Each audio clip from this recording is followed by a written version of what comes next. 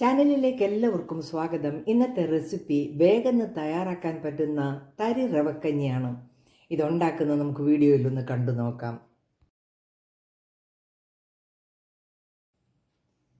തരി റവക്കഞ്ഞി വെക്കുന്നതിന് ഞാൻ 3 ടേബിൾ സ്പൂൺ റവ എടുത്തിട്ടുണ്ട്, 3 ടേബിൾ സ്പൂൺ പഞ്ചസാര എടുത്തിട്ടുണ്ട്, 3 കപ്പ് പാലും എടുത്തിട്ടുണ്ട്. കഞ്ഞി റെഡിയായി കഴിയുമ്പോൾ അതിനകത്ത് വറുത്തിടാനായിട്ട് 1 ടേബിൾ സ്പൂൺ വീതം കാഷ്യൂനട്ട്, റൈസിൻസ്, ഡേറ്റ്സ്, ഒരു ടീസ്പൂൺ ഏലക്കാപ്പൊടി എടുത്തിട്ടുണ്ട്. നമുക്ക് ഈ റവക്കഞ്ഞി ഒന്ന് ഉണ്ടാക്കിയെടുക്കാം. അതിനായിട്ട് ഞാനൊരു പാൻ അടുപ്പത്ത് വെച്ചിട്ടുണ്ട്. ഇതിലേക്ക് 3 കപ്പ് പാലൊഴിച്ച് കൊടുക്കുക.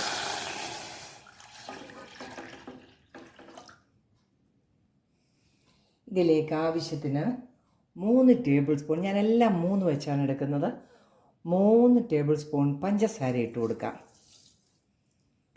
നമുക്ക് നല്ലതുപോലെ ഒന്ന് ഇളക്കി തിളപ്പിക്കാം. ഇതിൻ്റെ കൂടെ തന്നെ 3 ടേബിൾ സ്പൂൺ റവയും കൂടി ഇട്ട് കൊടുക്കാം.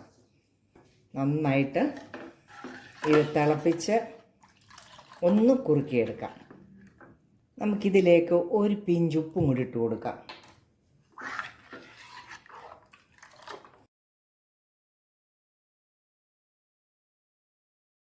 പാല് തിളച്ച് വരുന്നുണ്ട്. വേണ്ട ഈ പരുവത്തിന് കുറുകിയിരിക്കണം. ഇനി ഇതിൽ കൂടുതൽ കുറുകരുത്. ആവശ്യത്തിന് ഏലക്കാപ്പൊടിയും കൂടി ഇട്ട് കൊടുത്തിട്ട് ഫ്ലെയിം ഓഫ് ചെയ്യാം. നല്ലതായിട്ടൊന്ന് ഇളക്കി കൊടുത്തുകൊണ്ടിരിക്കാം. നമുക്കിത് തണുക്കാനായിട്ട് വെക്കാം. ഒരു 2 ടേബിൾ സ്പൂൺ നെയ്യ് ഒഴിച്ച് കൊടുക്കാം.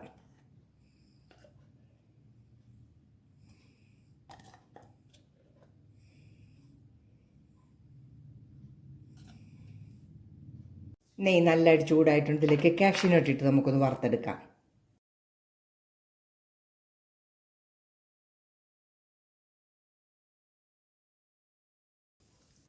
കാഷ്യൂനട്ട് നമ്മൾ വറുത്തെടുത്തു.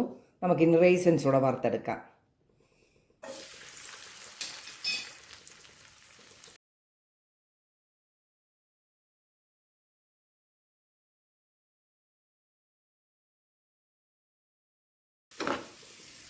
അത് നല്ലപോലെ വറുത്ത് വന്നിട്ടുണ്ട്. നമുക്ക് കോരിയെടുക്കാം. വറുത്ത് കോരി ഇനി നമുക്ക് 1 ടേബിൾ സ്പൂൺ ഈന്തപ്പഴവും കൂടി ഒന്ന് വഴറ്റിയെടുക്കാം. അതങ്ങ് ഒത്തിരി മൂക്കണ്ട, നമുക്കൊന്ന് വഴന്ന് വന്നാൽ മതി. നെയ്യിൽ അത് വഴന്ന് വരുമ്പോൾ നല്ലൊരു ടേസ്റ്റ് ആയിരിക്കും. ഇതും നമുക്ക് കോരിയെടുക്കാം. ഡേറ്റ്സ് നമ്മൾ ഒന്ന് വഴറ്റിയെടുത്തു. നമുക്ക് 1 ടേബിൾ സ്പൂൺ ചുമന്നുള്ളി ചെറുതായിട്ട് അരിഞ്ഞതും കൂടി ഇട്ട് വറുത്തെടുക്കാം.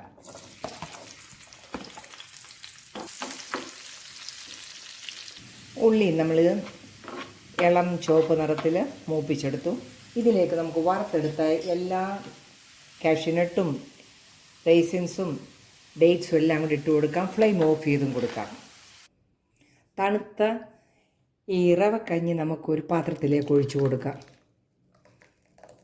ഇതിലേക്ക് വറുത്ത് വെച്ചിരുന്ന കാഷ്യൂനട്ടും ഉള്ളിയും നെയ്യും എല്ലാം കൂടെ ഇട്ട് കൊടുക്കാം.